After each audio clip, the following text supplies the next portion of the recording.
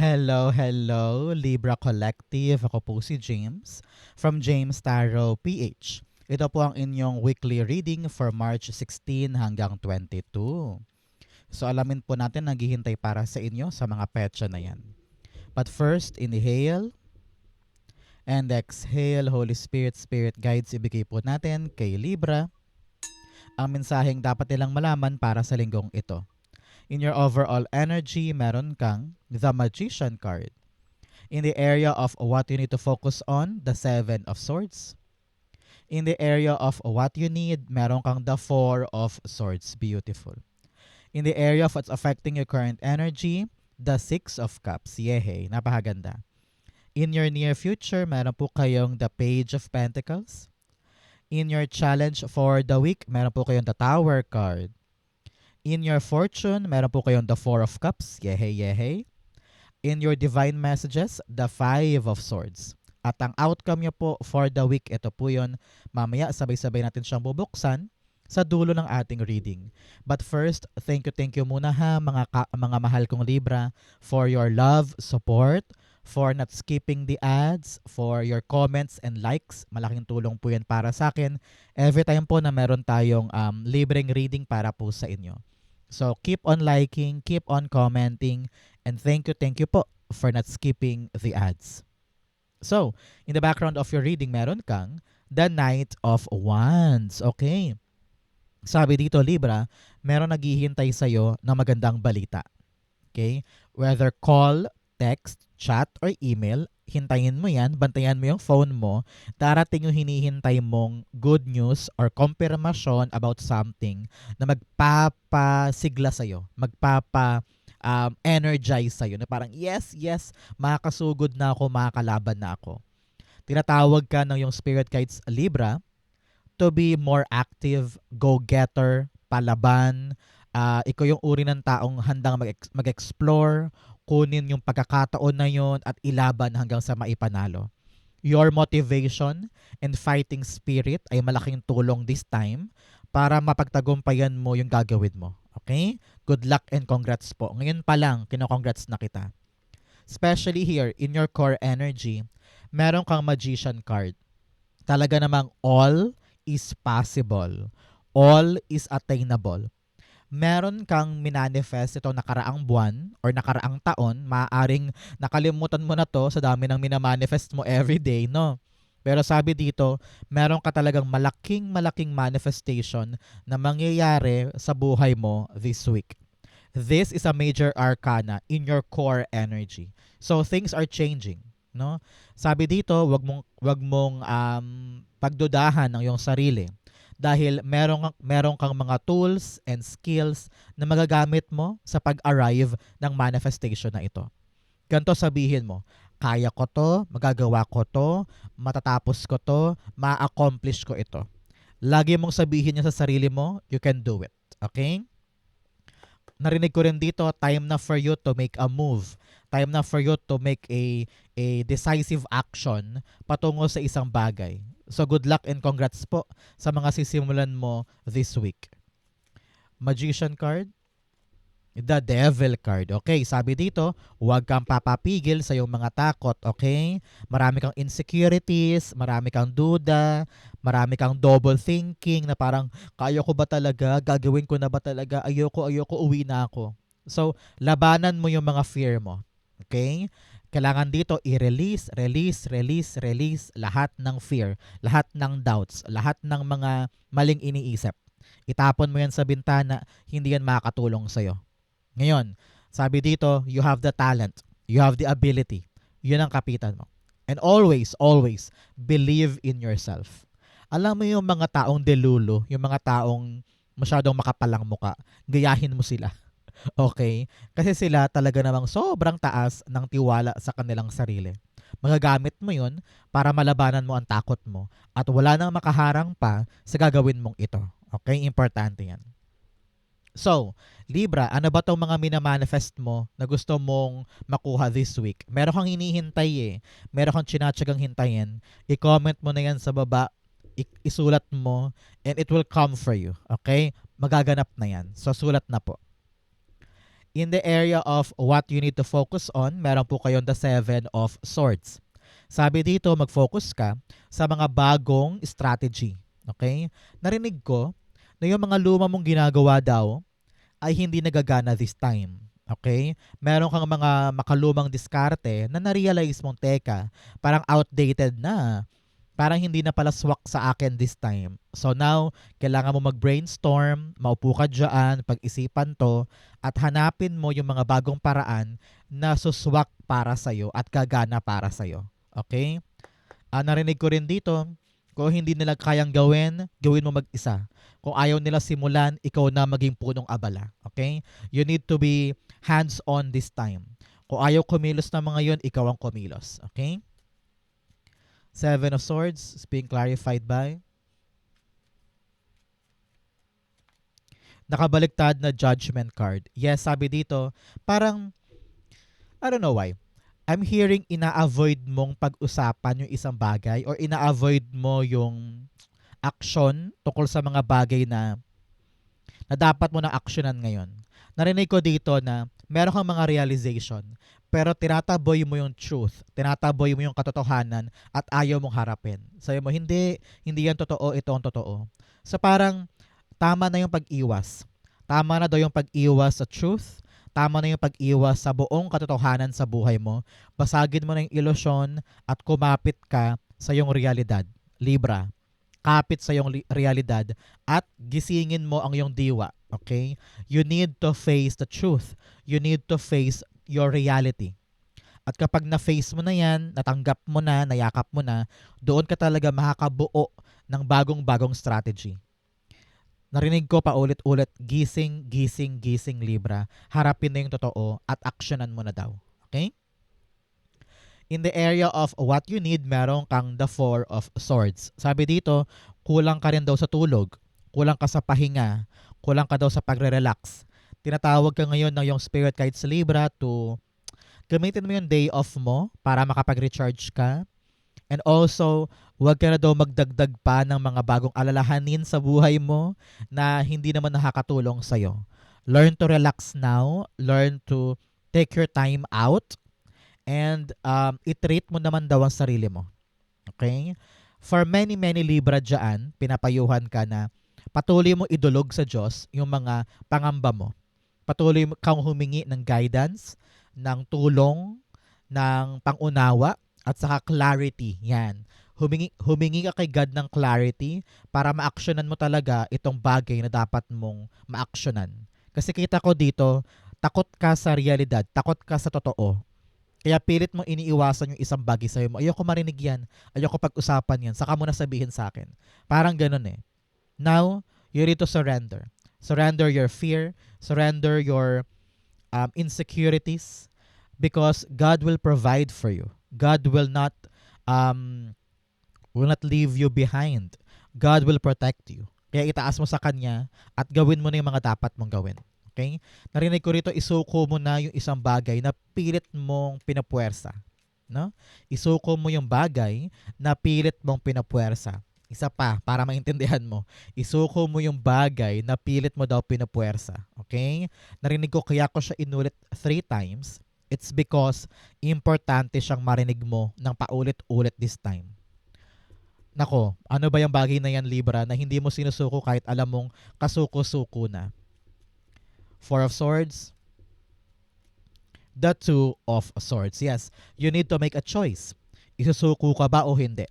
Ilalaban ko ba o hindi? Aatras ba ako o hindi?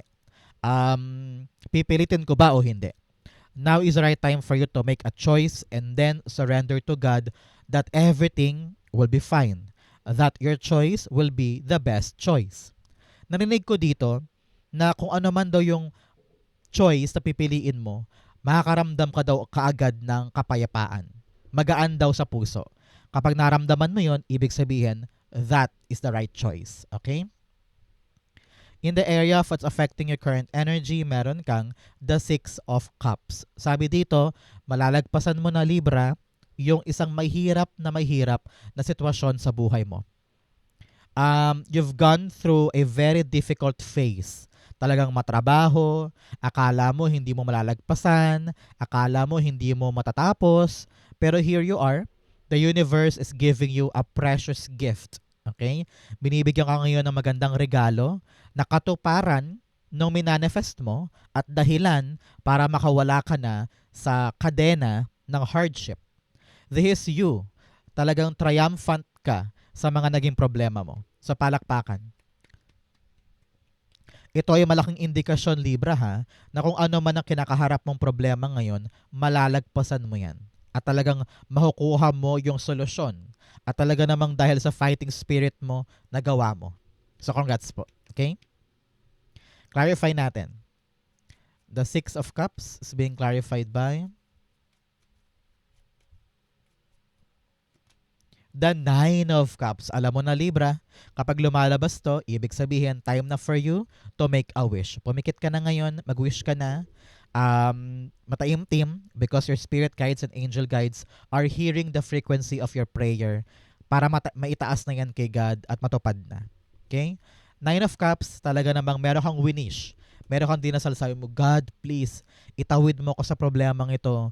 God, please, ibigay mo sa akin yung hinihintay ko. Maaring approval, reconciliation, pagbabate, o reunion, o di kaya talagang nakuha mo na yung long desired mong winish. And here you are, talaga namang na-manifest, dumating. No? So congrats sa mga paglaya sa hirap, paglaya sa problema, o paglaya sa mga struggles. And here you are fulfilling your ultimate dream. Congrats po. In the area of your near future, meron kang the Page of Pentacles. May bagong biyayang darating sa'yo in the near future. Okay? Ang tabayanan mo, 11 days, 11 weeks, or 11 months, may darating na bagong biyaya na labis-labis mong ikakatuwa. Sabi mo, ay, pwede sa akin to, gustong-gusto ko to, parang swak ako dito. Try ko nga, bigyan ko ng chance. At yung fighting spirit mo na yon ay talaga namang magpapa-energize sa'yo para aralin siya, buting-tingin siya, tignan kung talagang kaya mo. Nakita ko dito na it will be a very, very busy time para sa'yo in the near future. Kaya kung ano man po itong aaralin mo, some of you are going back to school or seminar or workshop or training kasi parang gusto mong paangatin or palakihin yung credential mo. Gusto mo mag-masteral, doctoral, or gusto mong ma-promote, kaya kinakailangan makuha lahat ng credits, no? Parang ganun. So, yung pagpapalawak mo ng isip mo, makakatulong yan para talagang masungkit mo yung bigger fish or bigger blessing. Okay? Importante yan. Kaya lagi kong sinasabi, huwag kang mapagod na matuto, huwag kang makontento lang sa alam mo. The more knowledge you have, the better, para paglinangin at para maging mas matalas ang isip mo tungkol sa mga inaasikaso mo. Okay? So good luck po and congrats sa mga gagawin mong pagkatuto. Makakatulong yan para mas umangat yung pwesto mo o umangat yung ranggo mo, parang ganon. Okay? Page of Pentacles. The Nine of Wands. Yes, hard work will really be a big name para sa'yo in the near future. Sabi dito, huwag kang susuko, huwag kang bibitaw, kayang-kaya mo yan. Hindi porket mahirap, hindi porket maraming kailangang asikasuhin, bitaw agad. No. Kailangan mong patunayan kay universe na kaya mong tiyagain, pagsumikapan, at i-accomplish itong bagay na ito. Wala namang bagay doon na madali especially yung mga pangarap, di ba? So, hanggat buhay, hanggat nag-aalab, yung fighting spirit mo, kayang-kaya mo tong ipanalo. Okay? Importante yan for you. In the area of your challenge, meron kang arrogance and jumbled thoughts. Sabi dito, babaan daw yung pride. Babaan mo daw, Libra, yung ego mo. No? Hindi porket matalino ka na, magaling ka na, may minanifest ka, bara-bara na lang. No. Sometimes we need to be humble enough to admit na, ay, sige aralin ko yan. Ay, sige gawin ko to. So, do not close yourself to other people and be arrogant. No?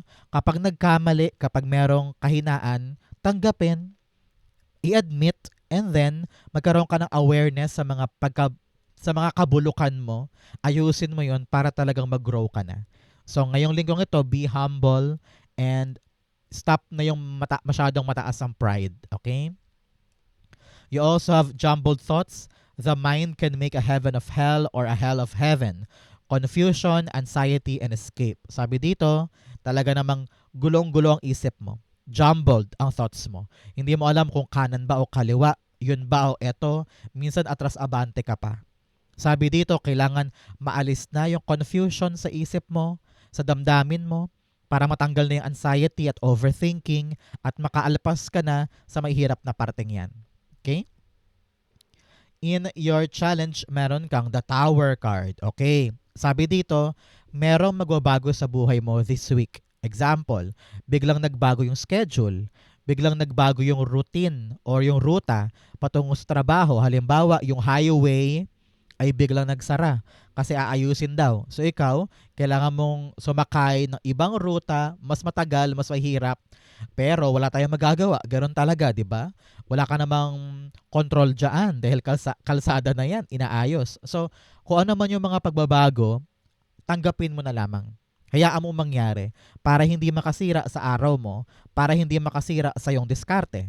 Okay?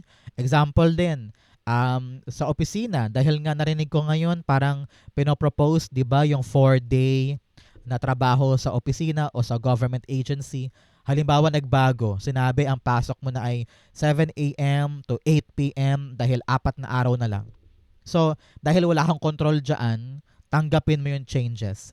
Tanggapin mo yung mga nagbabago dahil narinig ko dito, kapag mas niyakap mo, mas gagaan yung proseso. Okay? So, whatever's happening in your life na pagbabago, dapat tanggapin. At madali kang mag-adjust agad-agad. Okay? Because wala kang time para mag-iiyak or magprotesta dyan, di ba?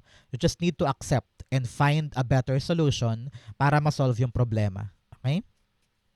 Tower card. The Empress card. Yes. Para maganap pa rin o mabuo mo pa rin yung gusto mo, kailangan mo yakapin yung changes at hindi siya maging sagabal sa'yo. Example din. Ano ba magandang example? Napalipat ka ng ibang department sa opisina ninyo at yung department na lilipatan mo ay maraming masungit, halimbawa. Maraming mga plastikada, mga feeling elitista na mga kaopisina. Pero dahil gano'n talaga, wala ka magagawa, isipin mo na lang yung mga kine-create mo. Ay, kailangan ko makabayad sa utang, kailangan kong makabayad sa bahay, kailangan ko mapag-aral yung mga anak mo. So, titiisin mo, di ba? So, kung ano man yung changes, iyayakapin dahil meron kang mas higit pang inaalagaan na kailangan mong i-prioritize para ito ay hindi maputol at hindi masira. So, get along with the changes, yakapin, tiisin, because kailangan yon this time para sa mga inaalagaan mo. Okay? Sa iyong fortune, meron kang far away places, get ready for new horizon. Yes, talaga namang meron kang pupuntahan mga bago or new experiences na gagawin or new journey na talaga namang on board ka. Congrats, may mga changes for you and meron kang gagawin na bago talaga. And kailangan ngayon handa ka to do it, ready ka to embrace it, and ready ka to accept new things. Okay? You have stepping into power, you are strong beyond measure. Yes, sabi dito, magaling ka naman daw mahusay ka So do not doubt yourself. Kayang-kaya mo yan. Okay? In your fortune, meron kang the 4 of Cups. Yes, talagang may darating na bagong bagay. Good news ito. Dala sa atin ni Knight of Wands, talagang sabi niya, antabayanan mo talaga ang text, chat, email, or konfirmasyon ng pagdating ng isang bagong bagay na talaga namang magpapasigla sa'yo. Okay? Maraming beses ka na nag-fail. Maraming beses ka na nadismaya. Sabi mo, ano ba yan? Lahat na sinubukan ko, lahat na tinry ko, bakit nag-fail pa rin? Bakit ganito na naman ako? Bakit mahirap na naman ako? Bakit hindi ako makaalpas-alpas dito? Marami kang ganyang tanong, marami kang ganyang frustrations. Pero sabi dito, matatapos na yan sa pagdating ng bagong bagay. Okay? Either a new job, new opportunity, new money, new friend, new lover, mga ganyan. So kung ano man tong bagong to, open your arms. Huwag kang maghalokip-kip dyan and tanggapin mo yung bago. Narinig ko sabi, bigyan mo naman ng chance, bigyan mo naman ng try. Subukan mo lang para makita mo kung yan na ba talaga yung para sa'yo. Okay? Meron kang 4-4 here telling you are divinely protected. Okay? The universe, the powers at be sa langit ay talaga namang pinoprotektahan ka this time. Congrats po. Okay? Kaya talagang nakita ko, itong bagong gagawin mo Safe yan. Okay yan. Okay ka dyan. Okay? Kaya yakapin, bigyan mo ng chance, huwag sayangin yung pagkakataon. Okay? Four of Cups. The Ace of Wands, yes. Talagang new life ito. New life, new beginning, new opportunity na maaaring magpabago sa buhay mo. Kaya sabi nga dito, wag nang umiwas, papasukin mo sa buhay mo yung kumakatok sa'yo. Okay? Nakita ko na you will find the exciting area para dito na parang, ay, uy, parang maganda yun na. Parang pwede sa akin yun na. Sige nga, try natin. So parang ganun. Be receptive, be open. Dadalhin ka nito sa bagong antas ng buhay mo. So ngayon pa lang, kino-congrats na kita. Kung ano naman tong new opportunity that will give you a new chance for a new life, kunin mo to. Para sa iyo yan. Okay? In your divine messages, meron kang look at the bigger picture. Lawakan mo daw ang isip mo para makapag-decide ka na at makuha mo yung tamang aksyon. Okay? You have, at saka para makapag-forget ka na sa past, makalagpas ka na sa mahirap na parte, lawakan mong isip mo. Your hard work is paying off. Yes, yung hirap, yung pagod, yung kayod, lahat yan may kapalit na magandang bunga. Kaya do not give up. Okay? In your divine messages, meron kang the Five of Swords. Si Five of Swords, sinasabi dito, Libra, na lumayo ka na sa mga drama, lumayo ka sa mga issue, lumayo ka sa mga GC. Nako, yung GC nyo magkukumare na puro chismisan, puro kwento ng ibang tao. Nako, umiwas ka dyan. Huwag ka mag-share, huwag kang pumatol, huwag kang gumatong at baka mamaya balikan ka niyan in the future. Nako, ebidensya pa man din ng mga GC. So, get out of that loophole, get out of that system. Okay? Kung may mga drama sa pamilya, sa trabaho, sa negosyo, kailangan umiwas. And gawin mo na lamang yung mas importante kaysa pumatol or makipag-engage sa drama. Okay? Importante this time, panatilihin mo na tahimik ang isip, walang distraction, para talagang matumbok mo itong mga bagong biyaya para sa'yo. Sabi, yun daw ang pahalagahan mo more than anything. Okay? Five of Swords is being clarified by the Death card. Yes, transformation. Sabi dito, kung gaano ka nahihirapan sa toxicity ng mga taong yan, ilayo mo na ang sarili mo. Matuto kang umiwas. Maging matapang ka na lumayo. Because pag nangyari yon, doon talaga tunay na magka-transform ang life mo. Maramdaman mo na parang, ay, ang tahimik ng buhay ko. Ay, parang walang problema, walang stress, walang worry, walang takot. Dahil lumayo ka na sa mga taong kalayo-layo. Okay? Importante yan. Ang outcome mo yan, but first bigyan mo na kita ng fortune cards. You have gavel, involvement with the law. Meron daw po mga isyong legal ngayong linggong ito. Nakita ko na pabor sa iyo yung outcome. Posible and good news ito. Congrats po. You have mountain, major challenge to overcome. Sabi ko nga sa inyo, meron kang malalagpasan na isang mahirap na sitwasyon, and this is a confirmation na ang sagot ay yes. Meron kang mahirap na problemang matatapos mo na at malalagpasan mo. Congrats po. You have keen, pay attention to your health. Sabi po dito, talaga namang matulog, magpahinga, magbakasyon kapag kinakailangan. Bigyan mo daw ng atensyon ng iyong kalusugan this week, Libra. You also have victory in some endeavors. Congrats. Meron kang panalo na maaasahan this time. Okay? Claim mo to para sa iyo to. Ang outcome ni Libra for March 16 hanggang 22, the Ace of Pentacles. Yes. Congrats. Nakuha mo. Dumating yung good news, nilaban mo, sabi mo, sige, sugod, laban. Ikaw naman, kinapitan mo yung skills mo, sabi mo, kaya ko to. Meron akong enough skills, meron akong enough na talent para gawin ko siya, ilalaban ko siya, at hindi na ako matatakot ngayon. Now, pinapasok mo yung new opportunity, new strategy, and nagising ka na sa isang bagay na kagising-gising. And now, naipanalo mo yung laban na mahirap. And here you are, getting the reward, getting that good answer. Narinig ko, tanggap ka na, approve ka na, yung visa nandyan na, yung papers nandyan na, yung bagong trabaho talaga namang bukas palad para sa'yo, o kaya meron magbabayad ng utang, meron kang perang makukuha or mapapanalunan this week. No? So congrats sa pagsalo mo ng mga bagong biyaya at bagong blessing. Deserve mo yan and panahon na para magkaroon ka naman ng mga bagong biyaya. Congrats po. Ace of Pentacles being clarified by the Ten of Cups. Wow. Family wish ito. really, fortune after difficulty, happily ever after card. Meron kang hiniling na minanifest na pang pamilya, ibibigay sa'yo. Congrats ha, hindi lang ikaw ang matutuwa, hindi lang ikaw ang aalwan, kundi buong pamilya. Narinig ko there's this family wish na talagang solve na. Halimbawa, bayad na yung utang ng pamilya. Nakuha mo na o nabawi mo na yung sinanglang bahay. O kaya yung anak mo na pag-graduate mo na this time. O kaya yung family wish na makalipat na o na permanenteng home dumating, no?